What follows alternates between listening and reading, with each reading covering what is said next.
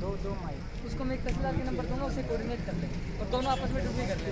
12 घंटे वो रहते हैं, 10-12 घंटे मेरा तहसीलदार है कि किराना दुकानों थोक वालों से रिटेल वाले जो सामान लेके आएंगे, जो शहर के रिटेलर्स हैं, है ना, गांव के भी आते होंगे दुकान वाले सामान लेने के लिए, तो उनका हमने दिन फिक्स कर दिया है ना। तो वो दिन, जैसे ये मान लो कि जाजपुर के दुकान वाले यहाँ के थोक वालों से सामान लेने के लिए कौन से दिन आएंगे, वो कलेक्ट्रेट से कलेक्टर साहब ने आदेश निकाला है, उसको पढ़ लेना, कल अखबार में भी आ जाएगी। होलसेल वालों से खुदरा वाले कब लेने के लिए आएंगे, क्षेत्र कब आएंगे, वही है बाकी का जो कॉपी है ना, वो जो साहब के साइन से आदेश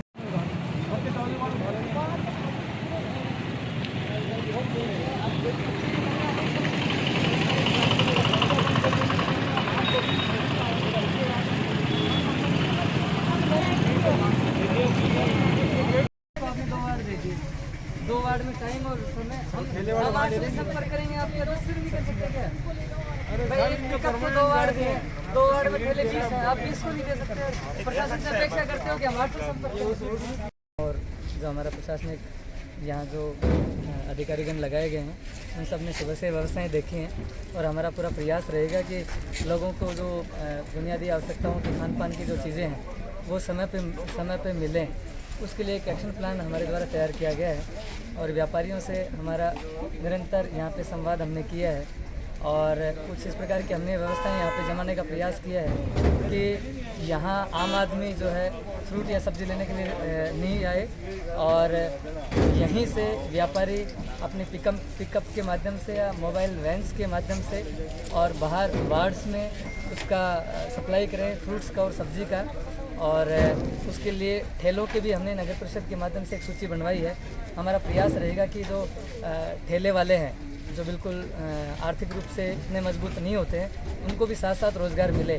तो इनसे व्यापारियों से हमारा ये संवाद चल रहा है कि यहाँ से पर वार्ड 1 या 2 पिकअप रवाना हो। पिकअप वाले भी जो रिटेल में जो है विक्रय कर सकते हैं, इसके साथ साथ ठेले वालों को भी हो बाहर ही।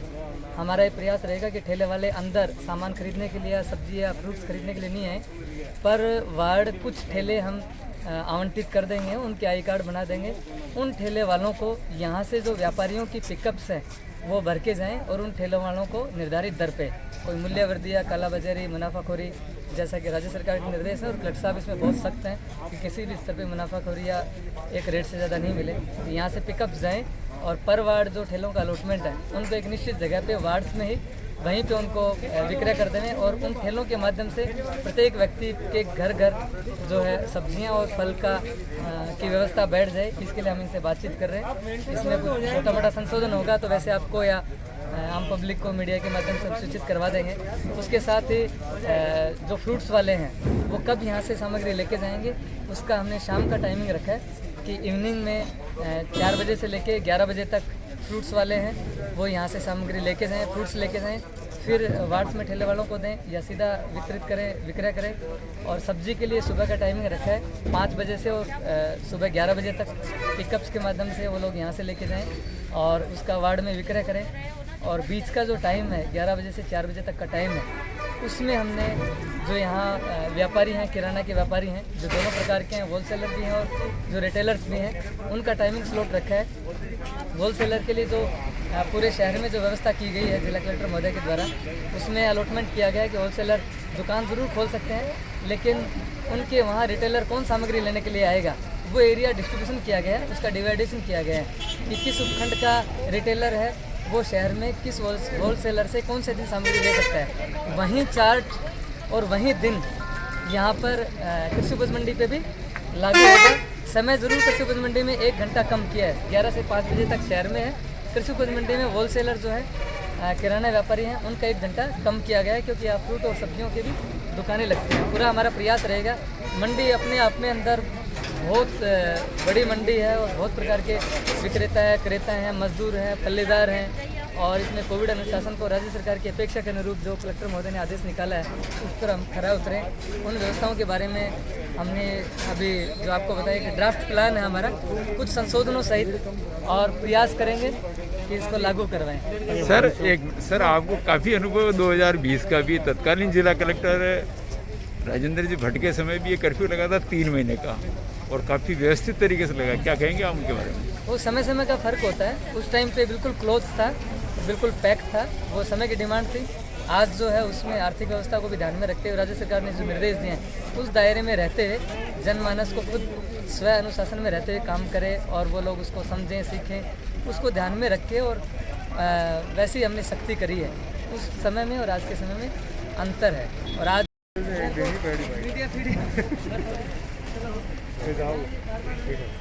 सर राज्य के मुख्यमंत्री द्वारा जन अनुशासन पखवाड़ा बनाया जा रहा है। आज पहला दिन है पखवाड़े को, और आपने कानून व्यवस्था को लेकर के शहर में जो दौरा किया है और इंस्पेक्शन किया मंडी में, सभी जगह उसका फर्क है।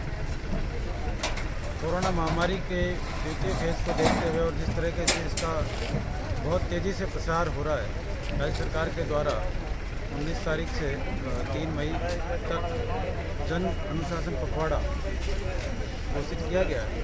इसका तात्पर्य ये है कि ये लॉकडाउन ना होकर लोग स्वतः एक अनुशासन में रहे, लोगों की मूलभूत सुविधाएं जो है वो खुली रहे, लोगों को उनके लिए परेशान ना होना पड़े, उद्योग धंधे खुले रहे ताकि लोगों का पलायन भी ना हो। ये प्रयास किया गया है कानून व्यवस्था की स्थिति को देखने के लिए, और अनावश्यक लोगों का मूवमेंट ना हो। पूरे शहर में और पूरे ज़िले में व्यवस्थाएं की गई है। जहाँ तक भीलवाड़ा शहर की बात है, शहर के चारों एंट्री पॉइंट पर नाके स्थापित किए गए, जहाँ पर्याप्त संख्या में जाब्ता लगाया गया है।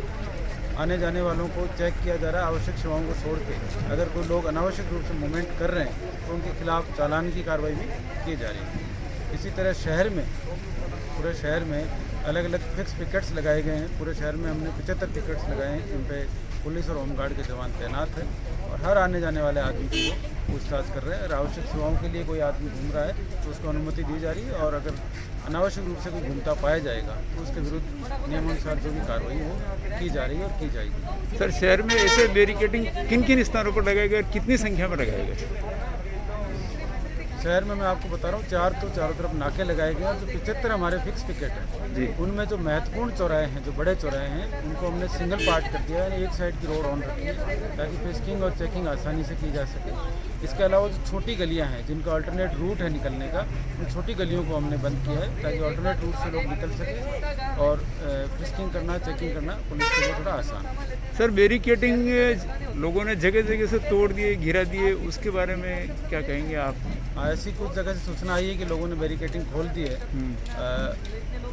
नगर परिषद के साथ मिलके हम वापस बैरिकेडिंग को और मजबूत स्थिति में बांध सके, और मैं लोगों से आग्रह करूंगा कि सारी व्यवस्था उन्हीं की सुरक्षा के लिए की गई है। ये कोई उनको रोकना हमारा उद्देश्य, इस बीमारी को फैलने से रोकना है, तो वो भी हमारा